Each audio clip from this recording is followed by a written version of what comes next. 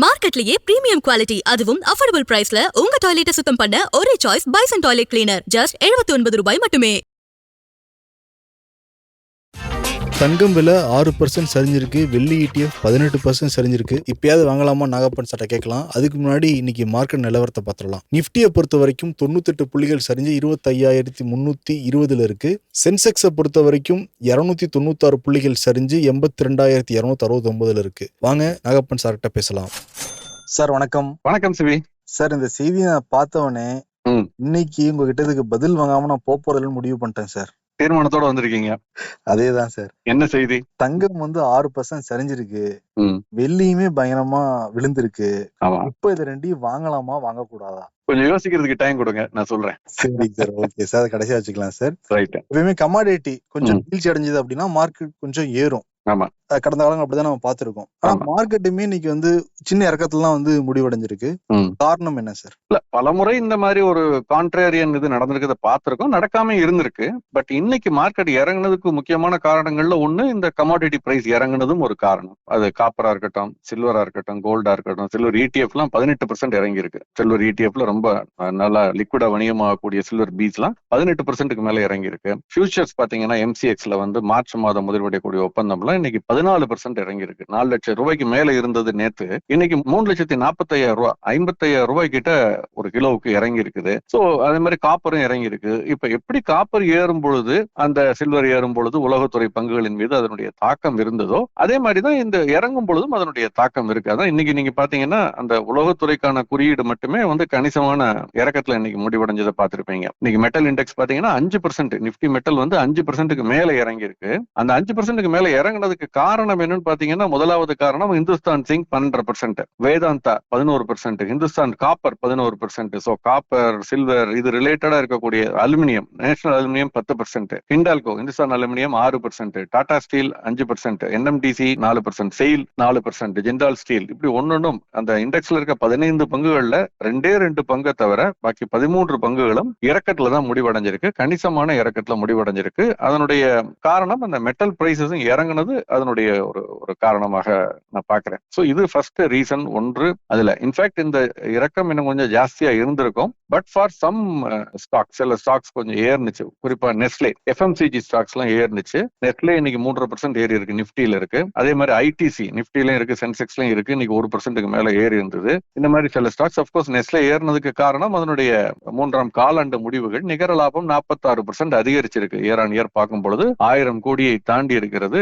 Record sales இந்த தடவை அப்படின்னு சொல்லியிருக்காங்க. அதனால அவங்க இன்டரிம் டிவிடெண்ட் ஒரு 7 ரூபா வேற டிக்ளேர் பண்ணிருக்காங்க. சோ இது ஒரு முக்கியமான ஒரு காரணம். இல்லைன்னா இன்னும் கூட இந்த வீழ்ச்சி கொஞ்சம் அதிகமா இருந்திருக்கும். நார்மலைஸ் பண்ணி பாத்தீங்கன்னா இது இன்னும் கூட அதிகமா இருந்திருக்கும். சோ சென்செக்ஸ் எடுத்துக்கிட்டு பாத்தீங்கன்னா இன்னைக்கு கிட்டத்தட்ட 300 புள்ளிகள், 296 புள்ளிகள் இறங்கி இருக்குன்னா அதுல எது ஏறினுச்சோ அதுவும் இறங்கி இருக்கு. நீங்க இப்ப அபார்ட் ஃப்ரம் மெட்டல் ஸ்டாக்ஸ் எதெல்லாம் கடந்த ஒரு நாட்கள் இந்த வாரத்துல ஏறினுச்சோ, வங்கித்துறை, தனியார் வங்கித்துறை எடுத்துக்கிட்டீங்கன்னா ICICI வங்கி அது மட்டும் 175 புள்ளிகள் சென்செக்ஸ் இறங்குவதற்கு காரணம். HDFC வங்கி 80 புள்ளிகள் இறங்குவதற்கு காரணம். கோட்டக் வங்கி இது மூன்றுமே பாத்தீங்கன்னா 300 புள்ளிகளுக்கு மேல சென்செக்ஸ் இறங்குவதற்கு காரணம். அதே மாதிரி IT துறை பங்குகள் TCS, இன்ஃபோசிஸ், டெக் மஹிந்திரா இந்த மாதிரி நிறுவனங்கள் எல்லாமே இன்னைக்கு இறங்குறதுக்கு ஒரு காரணம்ங்கிறத பாக்குறோம். சோ வங்கித்துறை பங்குகள், தனியார் வங்கித்துறை குறிப்பாக, ஏன்னா ஸ்டேட் பேங்க் ஏறி இருக்கு, தனியார் வங்கித்துறை பங்குகள், தகவல் தொழில்நுட்பத்துறை பங்குகள், உலகத்துறை பங்குகள், இது மூன்றினுடைய இறக்கம் இன்னைக்கு பரவலாக சந்தையினுடைய இறக்கத்திற்கு காரணம். அதனாலதான் நீங்க பாத்தீங்கன்னா இன்னைக்கு 52 வீக் லோ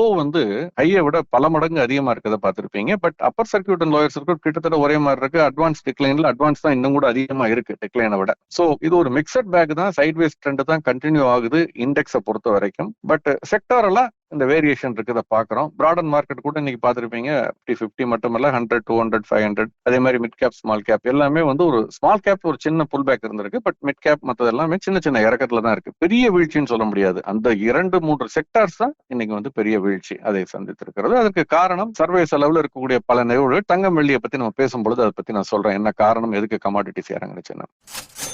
இப்ப திங்கக்கிழமை மார்க்கெட்ல ஞாயிற்றுக்கிழமை இருக்கு பட்ஜெட்னால. ஆமா, பட்ஜெட் அன்னைக்கு எப்படி சார் ரியாக்ட் பண்ணும் மார்க்கெட் பொதுவா? பொதுவாக முன்பெல்லாம் ஒரு 10-15 ஆண்டுகளுக்கு முன்பு எக்ஸ்ட்ரீம் வாலிட்டிலிட்டி இருக்கும் சந்தையின் பொழுது. ஏன்னா ஒரு கஸ்டம் டியூட்டியோ எக்ஸைஸ் டியூட்டி அனௌன்ஸ் பண்ணாங்கன்னா அல்லது GSTக்கு பதில் அப்ப அதெல்லாம் இருந்தது இல்லையா. இப்ப அதெல்லாம் இல்ல. GSTங்கிறது பட்ஜெட்டுக்கு வெளியே வந்துட்டதுனால அந்த அளவுக்கு இப்ப பெரிய தாக்கம் இல்லை. வருமான வரி அது மட்டும் தான் அதுல இருக்கு. அதுல பெரிய ட்வீட் பண்ண முடியாது, நிறைய பண்ணிட்டாங்க. சோ ரொம்ப லிமிட்டடா சின்ன சின்ன மாறுதல்கள் தான் இருக்கும்னு நான் நினைக்கிறேன். சோ அதனால பட்ஜெட் அன்னைக்கு ஒரு பெரிய வாலட்டாலிட்டிங்கிறது நார்மலா இருக்கும்னால் கூட, அன்லஸ் அதர்வைஸ் ஏதும் ஒரு பெரிய அனௌன்ஸ்மெண்ட், ஏதாவது மேஜர் அனௌன்ஸ்மெண்ட் வந்ததுனாலேயே பெரிய சேஞ்சஸ் எதுவும் இருக்காது. இன்ஃப்ராஸ்ட்ரக்சர் ஸ்பெண்ட் பத்தி வரலாம்னு சொல்றாங்க. அப்படி வந்தால் கூட அது ஒரு தற்காலிகமான மூவா இருக்கும். அதற்கு பிறகு நார்மலைஸ் ஆயிட்டு ஆக்சுவலா அந்த பட்ஜெட் அலோகேஷன் முடிஞ்சு அது ஸ்பெண்டிங் ஆரம்பிக்கும் பொழுதுதான் அதனுடைய முழு பலனையும் நம்ம பார்க்க முடியும். சோ இந்த இமிடியட் ரியாக்ஷனை பத்தி நான் கவலைப்பட வேண்டாம்னு தான் சொல்லுவேன். பொதுவாக என்னை பொறுத்த வரைக்கும் பட்ஜெட் அன்னைக்கோ இது மாதிரி ஒரு முக்கியமான நாட்கள்ல பங்குச்சந்தை பெரிய வீழ்ச்சியை சந்திக்கிறதுனால அது இந்தியா மாதிரி நாடுகள்ல நம்ம தொடர்ந்து வாங்குவதற்கு, முதலீடு செய்வதற்கு நல்ல தரமான முன்னணி பங்குகள்ல அது ஒரு வாய்ப்பா தான் நான் பார்ப்பேனே தவிர, அதே மாதிரி அதிகரிக்கும் பொழுது சிஸ்டமேட்டிக் அசெட் அலோகேஷன் அடிப்படையில நீங்க ஒரு பார்ட்டை டிஸ்இன்வெஸ்ட் பண்றதுக்கு யோசிக்க கூடாது அப்படிங்கறதையும் நான் பார்க்கிறேன். Q3 ரிசல்ட்டை தொடர்ந்து பார்த்துக்கிட்டு இருக்கோம். என்னென்ன முக்கியமான நிறுவனங்களோட முடிவுகள் வெளியே இருக்குங்க?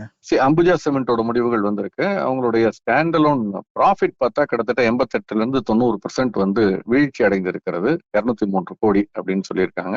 இதற்கு முந்தைய இதுல இதோட பன்மடங்கு அதிகமா இருந்தது. பட் காரணம் என்னன்னா, இது ஒன் டைம் ஒரு எக்ஸப்ஷனல் ஐட்டம், அதனாலதான் அதன் காரணமா தான் இதுன்னு சொல்றாங்க. அதனால இந்த ரிசல்ட்டை நம்ம முழுமையாக எடுத்துக்க முடியாது. ஏன்னா சிமெண்ட் பொதுவாக ஆஃப் டேக் ரொம்ப அதிகமா இருக்குன்னு சொல்றாங்க எல்லா கம்பெனிஸை பொறுத்த வரைக்கும். சோ அடுத்த நாள் மார்ச் மாச ரிசல்ட்ஸ் தான் நம்ம பார்க்கணும். நெஸ்லேயை பொறுத்த வரைக்கும் நான் முன்னாலே சொல்லிட்டேன், 46% நிகர லாபம் 1000 கோடியை தாண்டி இருக்கிறது அப்படின்னு. அது போக டாக்டர் லால் பாத்லேப் அவங்களுடைய லாபம் 12% குறைஞ்சிருக்கு. ஏஜிஸ் லாஜிஸ்டிக்ஸ் உடைய ப்ராஃபிட்டை அதிகரிச்சிருக்கு. அதே மாதிரி வேதாந்தா, ஸ்விக்கி, இது மாதிரி நிறைய நிறுவனங்களுடைய முடிவுகள் தொடர்ந்து வந்துகிட்டு இருக்கு. Bajaj auto, NTPC, Cholamandalam investment, Ambuja cements, Meesho, இந்த மாதிரி நிறுவனங்களுடைய முடிவுகள் வருது. வர நம்ம பார்க்கலாம். கமாடிட்டி வந்துடலாமா சார்? வரலாம். முக்கியமான கேள்வி. அதான் சார், தங்கம் 6% சரிவு. ஆமா, தொடர்ந்து பாத்துக்கிட்டு இருக்கோம். எல்லா நாளுமே கிட்டத்தட்ட இந்த ATH ஆல் டைம் ஹையா தான் இருந்துட்டே இருந்தது. இப்ப 6% சரிவுங்கிறது ஒரு பெரிய சரிவா தான் சார் பார்க்கப்படுது பொதுமக்கள் மத்தியில. இப்ப இந்த நேரத்துல தங்கம் வாங்கலாமா? வெள்ளியுமே கடுமையான வீழ்ச்சின்னு சொல்றாங்க. என்ன சார் பண்ணலாம்? அதை பத்தி சொல்றதுக்கு முன்னால இன்னைக்கு 2 விஷயங்கள் சொல்லிடுறேன். ஒன்று கரன்சி. பிப்ரவரி மாதம் முதலீடக்கூடிய ஒப்பந்தம் $92 கிட்ட இருக்குது. ஒரு 9 பைசா இன்னைக்கு இறங்கி இருக்கு. $92.07 அப்படின்னு. சோ கொஞ்சம் ரெக்கவர் ஆயிருக்கு ருப்பி அப்படின்னு சொல்லலாம். டாலர் அதே 96.25 96.5 கிட்ட இருக்குது டாலர் இண்டெக்ஸ். பிரிட்டிஷ் பவுண்டும் அதே மாதிரி ஒரு 53 பைசா இறங்கி இருக்கிறது. 126.49 ரூபாய் அப்படின்னு. யூரோ ஒரு 41 பைசா இறங்கி இருக்கு.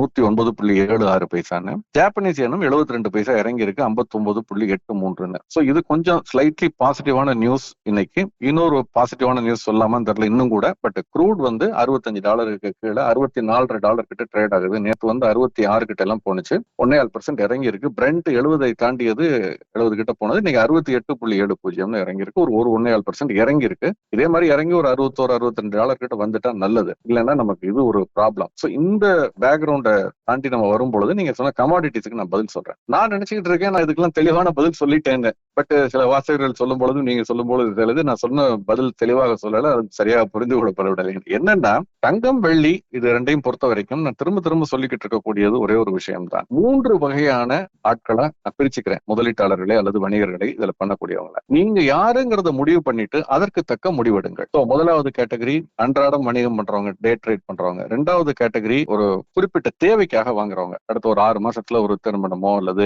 ஒரு நல்ல நிகழ்வோ இருக்கு, அல்லது எனக்கு ஒரு வியாபாரம் நிமித்தமாக தேவைப்படுகிறது, இந்த துறையில நான் இருக்கேன், எனக்கு இமிடியேட்டா 3 மாசத்துல 6 மாசத்துல ஒரு வருஷத்துல. அது 2வது கேட்டகரி. 3வது கேட்டகரி நீண்ட கால முதலீட்டாளர்கள். இப்ப இதுல முதல்ல டே ட்ரேடர்ஸ் எடுத்துக்கிட்டீங்கன்னா அவங்க ஸ்டாப் லாஸ் வச்சுக்கிட்டு தினசரி ட்ரேட் பண்ணிக்கிட்டு இருப்பாங்க. அவங்களுக்கு நம்ம ஆலோசனையே சொல்ல வேண்டியதில்லை. அவங்க டெக்னிக்கல் அனாலிசிஸ் சார்ட்டை பார்த்துட்டு 200 டே மூவிங் ஆவரேஜ், 50 டே மூவிங் ஆவரேஜ் அல்லது 5 டே மூவிங் ஆவரேஜ் அல்லது 5 மினிட்ஸ், அவங்களுக்கு எந்த பீரியட்ல அவங்க ட்ரேட் பண்றாங்களோ, 2 ஷார்ட் டேர்ம் இல்ல அல்ட்ரா ஷார்ட் டேர்மா, அதை பொறுத்து அந்த சார்ட்டை பார்த்துட்டு அவங்க ஸ்டாப் லாஸ் வச்சு, ட்ரைலிங் ஸ்டாப் லாஸ் வச்சு ட்ரேட் பண்ணிட்டு இருக்க போறாங்க. ஓகே, சோ அவர்களுக்கு நம்ம ஆலோசனை சொல்றது இல்ல. நம்ம 2வது கேட்டகரி பாத்தீங்கன்னா அத்தியாவசிய தேவை. அவர்களுக்கு பொறுத்த வரைக்கும் திரும்ப பல ஆண்டுகளாக சொல்லி வரக்கூடிய ஒரே இது, நீங்க ஜட்ஜ் பண்ணாதீங்க இந்த வேலை ஏறுமா இறங்குமான்னு. ஏன்னா யாருக்குமே தெரியாது, அதுதான் உண்மை. அதை யாரும் ஒப்புக்கொள்வதில்லை. சென்னையினுடைய மிகப்பெரிய ஒரு ஜுவல்லரி நிறுவனத்துடைய தலைவர் நேற்று நம்ம நாணய விகடன் அவார்டுக்கு வந்திருந்தாரு. அவர் மிகப்பெரிய நிறுவனம், பெரிய நெட்வொர்க். அவர்கிட்ட கேட்கறாங்க தங்கத்தினுடைய விலை என்ன ஆகும்னு. தயவு செஞ்சு அதை கேட்காதீங்க, ஏன்னா எனக்கு தெரியாது, எனக்கு மட்டும் இல்ல நிறைய பேருக்கு தெரியாது அப்படிங்கிறாரு. பல ஆயிரம் கோடிகள்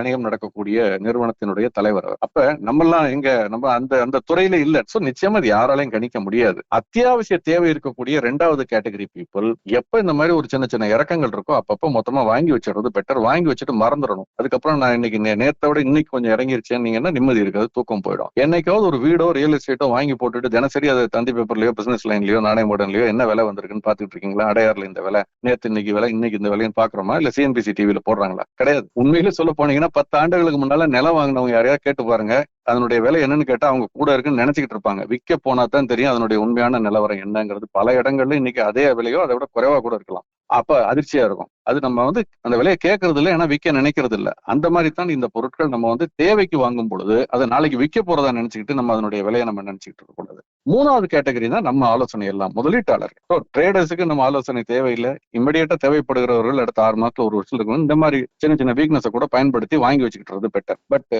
லாங் டேர்ம் இன்வெஸ்டர்ஸ் இருந்தாங்கன்னா சிஸ்டமேட்டிக் இன்வெஸ்ட்மெண்ட் அசெட் அலோகேஷன் படி அதுல 20% போட்டீங்களா, அதை ரீச் ஆகிற வரைக்கும் வாங்கிட்டே இருங்க. அது 25-30 ஆச்சா எக்ஸ்ட்ரா 5-10 வித்துருங்க. திரும்ப 15 கிட்ட வந்துருச்சா திரும்ப வாங்குங்க. விலை இறங்கி 20 இருந்தது 15 ஆயிடுச்சா, ஏற்கனவே வித்த பணம் வச்சிருப்பீங்க, அதை வச்சு வாங்குங்க. ஸோ அசெட் அலோகேஷன் முறைப்படி வாங்கணும். அந்த இதுபடி நீங்க நேத்து சில்வர் ETF 350 ரூபாய்க்கு வித்திருந்தீங்கன்னா அல்லது 340 ரூபாய்க்கு வித்திருந்தீங்கன்னா இன்னைக்கு 285 வாங்குங்க. நீங்க நேத்து விக்கலையா, நீங்க உங்க கையில இல்லையா, உங்க அலோகேஷனுக்குள்ள இல்லையா அப்படின்னா சின்ன சின்னதா வாங்க ஆரம்பிங்க. நீங்க வீக்லி எஸ்ஐபியோ மந்த்லி எஸ்ஐபியோ வாங்க ஆரம்பிங்க. அப்படித்தான் இதை நம்ம பார்க்கணுமே தவிர ஜட்ஜ்மெண்டல் கால் எடுக்கக்கூடாது. ஐ திங்க் ஓரளவு தெளிவா சொல்லிட்டேன்னு நினைக்கிறேன். இல்ல சூப்பர் சார். எங்களை பொறுத்த வரைக்கும் வாங்கலாங்கிற முடிவை நாங்க எடுத்துக்கிறோம் சார். அது உங்க இஷ்டம். நான் சொல்லல. வெள்ளி ஏன் சார் இறங்கியிருக்கு, தங்கமும் இறங்கியிருக்கு, வெள்ளி ஏன் சார் இறங்கியிருக்கு? சரி, 2 முக்கியமான காரணம். ஒன்று டாலர் ஃபேர்ம் அப் ஆயிருக்குன்னு சொல்றாங்க. எனக்கு இருக்கக்கூடிய தரவுகளின் அடிப்படை டாலர் ஒன்றும் அப்படி பெருசா ஃபேர்ம் அப் ஆனதா தெரியல. இன்னொன்று ஊகத்தின் அடிப்படையில அமெரிக்காவை பொறுத்தவரை அங்க மத்திய ரிசர்வ் வங்கி US ஃபெடரல் ரிசர்வனுடைய தலைவர் ஜெரோம் போவலுடைய பதவிக்காலம் முடிவடைய இருக்கிறது இந்த ஆண்டு. விரைவில் அவர் ஸ்டெப் டவுன் பண்ண போறாரு. அப்ப அவருக்கு பதில் புதுசா போட போறவர் ட்ரம்புக்கு ஏற்றபடி நடனம் ஆடுபவராக இருப்பார் அப்படின்னு சொல்லப்படுகிறது. ஏன்னா ஜெரோம் பவல் நிறைய சொல்றதை கேட்க மாட்டேங்கிறாருன்னு சொல்றாங்க. ட்ரம்ப் சொல்றத வட்டி விகிதத்தை கணிசமா குறைக்கணும் அப்படின்னு நிறைய விஷயங்கள் சொல்லிட்டு இருக்காரு. So in other words Jerome Powell என்ன சொல்றாங்கன்னா ஆங்கிலத்துல ஹாக்கிஷ் அப்படின்னு சொல்றாங்க. அவருடைய அப்ரோச் ஹாக்கிஷா இருக்கு, ஹாக்ஸ் மாதிரி இருக்கு. வேறஸ் ட்ரம்ப் எதிர்பார்க்கறது டோவிஷ் அப்ரோச் இருக்கு, அவரை எதிர்பார்க்கிறாரு. சார் இந்த டோவிஷ் ஹாக்கிஷ்னா என்ன சார்? இது ஒரு அப்ரோச். டோவிஷ் அப்ரோச் அப்படின்னா என்னன்னா மத்திய ரிசர்வ் வங்கி பணப்புழக்கத்தை சந்தையில் அதிகரிக்க விடுறது. அப்படி பணப்புழக்கத்தை அதிகரிக்க விடுவதன் காரணமாக அதிகரிக்க விடுறதுன்னா என்ன பண்றதுன்னா இருக்க பாண்ட் எல்லாம் வாங்க ஆரம்பிச்சாங்கன்னா அது பணம் கொடுத்து வாங்குவாங்க. அரசு வெளியிட்ட ட்ரெஷரி பாண்ட்ஸ் அது மாதிரி வரும்போது பணம் புழக்கமாகும். வங்கிகள் அதிக கடன் கொடுப்பாங்க. அப்ப கடன் அதிகமா கொடுக்கும் பொழுது வட்டி விகிதம் குறையும். அதை குறைந்த வட்டியில கடன் வாங்கி தொழில் அபிவிருத்தியாகும். தொழில் வளர்ச்சியினால வேலை வாய்ப்பு அதிகரிக்கும். ஆனால் வேலை வாய்ப்பு அதிகரிக்கும் பொழுது சம்பளம் கூடும். அப்ப நிறைய வாங்க ஆரம்பிப்பாங்க. அப்ப பணவீக்கத்துக்கு வழிவகுக்கும். அது ஒரு ரிஸ்க் இருக்கு. ஒரு பக்கம் வேலை வாய்ப்பு அதிகரிக்கும், தொழில் உற்பத்தியை அதிகரிக்கும், அது இந்த பணப்புழக்கம் அதிகரிப்பதால் என்றால் கூட பணவீக்கம் கணிசமாக அதிகரிச்சிடும். இந்த ரிஸ்க்ல அதை பண்றாங்க. இது டோவிஷ் அப்ரோச். ஹாக்கிஷ் அப்ரோச் அப்படின்னு பாத்தீங்கன்னா என்னன்னா இதுக்கு நேர் மாறானது. டைட்டர் மானிட்டரி பாலிசி, பணப்புழக்கத்தை டைட்டன் பண்றது. நிறைய பாண்டை விற்கிறது அப்படின்னா பணத்தை வாங்கிறது, திருப்பி மக்கள்கிட்ட இருந்து எடுத்துறது, வங்கிகள்ட்ட இருந்து எடுத்துறது. அப்ப இன்ஃபிளேஷன் பணவீக்கத்தை கட்டுப்படுத்துவது. ஏன்னா பணத்தை நிறைய எடுத்துட்டோம்னா பணம் பணப்புழக்கம் குறைஞ்சிரும். பணப்புழக்கம் குறைஞ்ச உடனே பணத்தோட குவான்டிட்டி குறைஞ்சிரும். பணத்தோட குவான்டிட்டி குறைஞ்சிருச்சுன்னா அதோட மதிப்பு ஆட்டோமேட்டிக்கா உயரும்ல. எது ரேரா இருக்கோ அதனுடைய மதிப்பு, எது அரிதாக இருக்கிறதோ அதனுடைய மதிப்பு உயரும் ஆட்டோமேட்டிக்கா. இதுதான் ஹாக்கிஷ் பாலிசி அப்படின்னு சொல்றது. இப்போ அமெரிக்காவை பொறுத்தவரை ட்ரம்ப் இந்த புதிதாக கொண்டு வரக்கூட அந்த மத்திய ரிசர்வ் வங்கியினுடைய தலைவர் ஹாக்கிஷ் அப்ரோச்சை ஃபாலோ பண்றதுக்கான வாய்ப்பு இருக்குன்னு சொல்றாங்க. அந்த மாதிரி ஹாக்கிஷ் அப்ரோச்சை ஃபாலோ பண்ணி டைட்டர் மானிட்டரி பாலிசி கொண்டு வந்தாருன்னா அப்போ டாலர் அரிதாகும். அப்ப டாலருடைய மதிப்பு உயரும். டாலருடைய மதிப்பு உயரும் பொழுது அதை கொடுத்து எந்த பொருளை வாங்குறோமோ அந்த பொருளுக்கு குறைவான எண்ணிக்கையில டாலர் கொடுத்தா போறோம்ல. அப்ப தங்கத்தை வாங்க போறோம்னா தங்கத்துக்கு இப்ப கொடுக்கறத விட குறைவான எண்ணிக்கையில டாலர் கொடுத்தா போறோம். டாலருடைய மதிப்பு உயரும் பொழுது அப்ப இன்வேரியபிளி தங்கத்தினுடைய மதிப்பு குறையும். இந்த ஒரு கருத்தாக்கத்துலதான் இப்போ இன்னைக்கு இதனுடைய அடிப்படையில தங்கத்தினுடைய விலை குறைஞ்சிருக்கதா சந்தையில் சொல்லப்படுகிறது. நான் அதை அது மட்டும் காரணமா இருக்கும் நம்பல. என்னை பொறுத்த வரைக்கும் ப்ராஃபிட் புக்கிங் தான் மெயினான ஒரு காரணமா இருக்கும். இது எதிர்பார்ப்பு தான். இன்னும் நிறைய நாட்கள் இருக்கு, நிறைய வாரங்கள் இருக்கு, மாசங்கள் கூட இருக்கு. என்ன நடக்குங்கிறத நமக்கு பொறுத்ததான் பார்க்கணும். அதனால இங்க இவ்வளவு தூரம் தங்கம் குறைஞ்சிருக்கா சார்? இது ஒரு காரணமாக இருக்கலாம் என்று கருதப்படுகிறது. ஆனால் நான் தனிப்பட்ட முறையில் இந்த 2 காரணங்களை தாண்டி என்ன நினைக்கிறேன்னா, what goes up should come down, if not to the old level at least somewhere above that. அதாவது எது மேலே சென்னதோ கிராவிட்டி அது நம்ம ஏறின அளவுக்கு இறங்காதனாலும் சம்வேர் ஒரு கரெக்ஷன் வரணும்ல, ஒரு பிரைஸ் கரெக்ஷன். அது எங்க வருங்கிறது யாருக்கும் சொல்ல தெரியல. இப்ப அது நடந்திருக்கு. அது ஒரு பிரைஸ் கரெக்ஷன். இவ்வளவு இறங்கினதுக்கு பிறகு இன்னைக்கு 18% வெள்ளி இறங்கி இருக்குன்னு நான் சொன்னேன் ETF. ஆனால் 300% ஏறினதுல 18% இறங்கி இருக்கு, அவ்வளவுதான். அதனால உடனே இது வந்து மார்க்கெட்ல இவ்வளவு குறைஞ்சிருச்சு, இவ்வளவு அடி வாங்கிருச்சு அப்படின்லாம் நம்ம ஒரு பேனிக்கை கிரியேட் பண்ண வேண்டியது இல்லை. ஏறினதுல ஒரு பார்ட், இது ஒரு ஹெல்த்தி ப்ராஃபிட் புக்கிங். ஒரு கட்டத்துல இது வந்தாகணும், வந்தா நல்லது, நீண்ட கால அடிப்படையில வந்து முதலீட்டாளர்களுக்கு நல்லது. இந்த மாதிரி இல்லாம ஏறிக்கிட்டே போனுச்சுன்னா அடி அடுத்தடுத்து விழுகும். இப்ப நாளை கூட இந்த மாதிரி 18% விழுந்தா என்ன பேனிக் ஆகும் யோசிச்சு பாருங்க. விழாதுன்னு சொல்றதுக்கு இல்ல, விழலாம். பட் ஆனால் அந்த மாதிரி நடந்தா என்ன பேனிக் ஆகும்? இதே ஒரு $100 இருந்து $95 வர்றது எப்படி வெள்ளியினுடைய விலை? ஒரு $300 இருந்து அல்லது $250 இருந்து $200 வர்றது எப்படி? 4 லட்சம் ரூபாயில இருந்து 3 லட்சம் ரூபாங்கிறப்ப 50,000 ரூபாய் ஒரு நாளையில அப்படின்னு ஒரு பயம் வருது இல்லையா? அதுதான், அது ரொம்ப உயரத்துல போக போக வீழ்ச்சி அதிகமாக இருக்கும். அதற்கு முன்பு இந்த மாதிரி கரெக்ஷன் வர்றது நல்லது. பட் இப்ப அதையெல்லாம் தாண்டி போயிட்டோம். அதனோட கரெக்ஷன் தான் வந்திருக்குன்னு நான் நினைக்கிறேன். It is healthy correction. It is good. It will give entry opportunity for people who have missed out earlier. ஏற்கனவே மிஸ் பண்ணவங்களுக்கு இந்த மாதிரியான ஒரு நாட்கள் தொடர்ந்து இறங்குனுச்சுன்னா அடுத்த வாரங்கள்ல, அடுத்தடுத்து வரக்கூடிய வாரங்கள்ல நமக்கு வரைக்கும் வாங்க தவற விட்டவர்களுக்கு வாங்குவதற்கான வாய்ப்புகளை கொடுக்கும்னு நினைக்கிறேன். தங்கமொழி, ஒரு ஹைப்போதெட்டிக்கல் கேள்வி சார். கேஸ் நீங்க அந்த மாதிரி பொசிஷனுக்கு போனீங்கன்னா டோவிஷா இருப்பீங்களா இல்ல ஹாக்கிஷா இருப்பீங்களா? அது வெரி காம்ப்ளிகேட்டடான கேள்வி கேட்டிருக்கீங்க. ஏன்னா இப்ப பாருங்க, பண புழக்கத்தை நம்ம குறைக்கிறதன் மூலமாக நம்ம வந்து அதாவது டைட்டர் மானிட்டரி பாலிசின்னு வச்சுக்கோங்க. அப்போ வந்து பணவீக்கம் கட்டுக்குள்ள வரணும்ல. பணப்புழக்கத்தை நம்ம குறைக்கிறப்ப என்ன ஆகும்? பணம் அரிதாகும். பணம் அரிதாகும் பொழுது என்ன ஆகும்? வட்டி விகிதம் கூடும். வட்டி விகிதம் கூடும் பொழுதும் ஒருத்தர் கடன் வாங்கி செலவு பண்றாருன்னா that lead to more inflation இல்லையா? உற்பத்தி காஸ்ட் அதிகரிக்கும், பொருட்களுடைய உற்பத்தி காஸ்ட் அதிகரிக்கும். அப்ப அவங்க ஒரு பொருளாதார ரீதியாக சொல்லக்கூடிய சித்தாந்தத்திற்கு எதிராகவும் வருவதற்கு வாய்ப்பு இருக்கு. ஒரே பாலிசி இல்ல, எதற்காக ஒரு முயற்சி எடுக்கிறார்களோ அதற்கு நேர்மாறாக நடப்பதற்கும் வாய்ப்பு இருக்கு. ஸோ இது வந்து பல்வேறு பர்ச்சேசிங் பவர் பேரிட்டி, டாலர், மற்ற கரன்சி இண்டெக்ஸ், அதுக்குள்ள ஈக்குவாலிட்டி, இப்படி பல விஷயங்களை ஒத்திருக்கிறதுனால அப்படி சுலபமாக சொல்ல முடியாது. அதனாலதான் ஃபைன் டியூன் பண்ணி அப்பப்ப கேலிபரேட் பண்ணிக்கிட்டே இருக்காங்க. 2 மாதத்துக்கு ஒரு முறை மத்திய ரிசர்வ் வங்கி சந்தித்தால் கூட அதற்கு இடையில் கூட நாங்கள் வட்டி விகிதத்தை மாற்றுவதுன்னு சொல்லி நடுவில் ஒரு தடவை மாத்தினாங்க. சிஆர்ஆர் ரேட்டு இதெல்லாம் மாத்தினாங்க, அதெல்லாம் நம்ம பார்த்திருக்கோம். ஸோ அந்த மாதிரியான ஒரு ஃபைன் டியூனிங்கிறது அவ்வப்பொழுது தேவைப்படுகிறது. இதுக்கு ஒரு எளிதான ஒரு இதுதான் ஒரு ஃபார்முலா அப்படின்லாம் நம்ம எதுவுமே சொல்ல முடியாது. ரொம்ப சிரமமான ஒரு வேலை இது. ஓகே, சிறப்புங்க சார். ஆக்சுவலி நிறைய தகவல் வந்து கொடுத்துருக்கீங்க சார். ரொம்ப நன்றி சார். நன்றி.